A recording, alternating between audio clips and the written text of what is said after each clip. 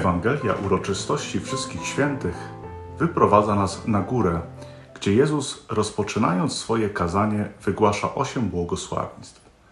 Tekst ten z pewnością należy do najbardziej znanych fragmentów Jego nauczania. Jezus wymienia tutaj kolejno 8 grup, których członkowie są nazwani błogosławionymi, szczęśliwymi.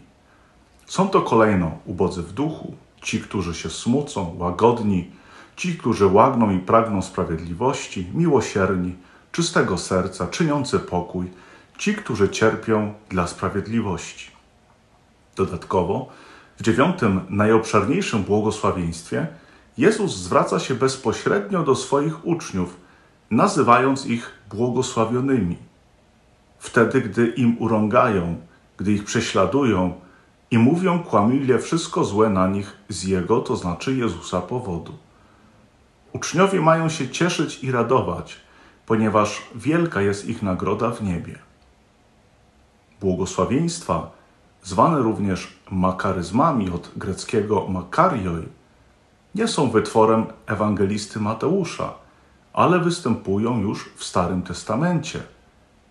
Wyrażenie Ashrei, błogosławiony, po którym następuje wskazanie adresata, wielokrotnie przewija się na jego kartach.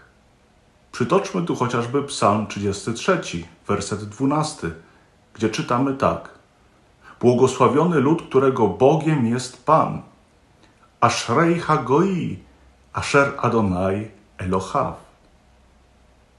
David Stern w swoim komentarzu do omawianego dziś tekstu przytacza słowa swojego znajomego Żyda mesjanistycznego, który stwierdził, że błogosławieństwa to de facto sformułowania Stanach, a więc z Biblii hebrajskiej, ujęte w postaci błogosławieństw odnoszących się do ery mesjańskiej.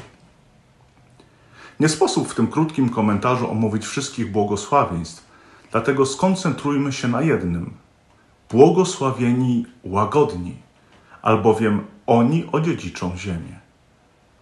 Obietnica ta jest mocno zakorzeniona w Starym Testamencie. Jezus, wypowiadając to błogosławieństwo, cytuje 11 werset Psalmu 37.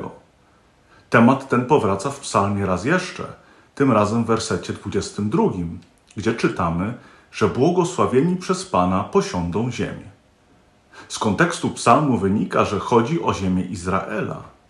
Zresztą wątek ten pojawił się już w Ewangelii Mateusza w 2 rozdziale, gdy anioł pański ukazał się Józefowi we śnie, kazał mu zabrać dziecię i jego matkę i wrócić do ziemi Izraela.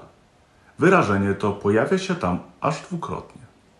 Z kolei czasownik odziedziczyć w Biblii hebrajskiej odnosi się do Bożego dziedzictwa narodu żydowskiego, obejmującego nie cały świat, ale te tereny, które nazywamy ziemią obiecaną. W starotestamentowych tekstach Pan Bóg aż 47 razy przysięga dać ją Izraelowi. Ponadto z treści Psalmu 37 możemy wywnioskować, że owi łagodni to przeciwieństwo bezbożnych. To ci, którzy ufają Panu i są przed Nim pokorni. Nie oburzają się też z powodu pomyślności innych. Cechuje ich cierpliwość i zawierzenie Bogu. Jako chrześcijanie obietnicę odziedziczenia ziemi odczytujemy w sensie duchowym, widząc w niej uczestnictwo w Królestwie Bożym, które już w pewnym stopniu jest obecne, ale w pełni objawi się dopiero w przyszłości.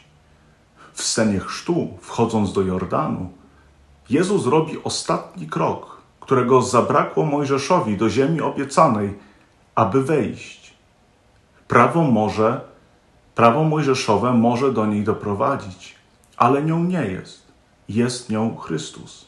Chrystus dany nam już teraz w doświadczeniu wiary, a którego doświadczymy twarzą w twarz w życiu przyszłym.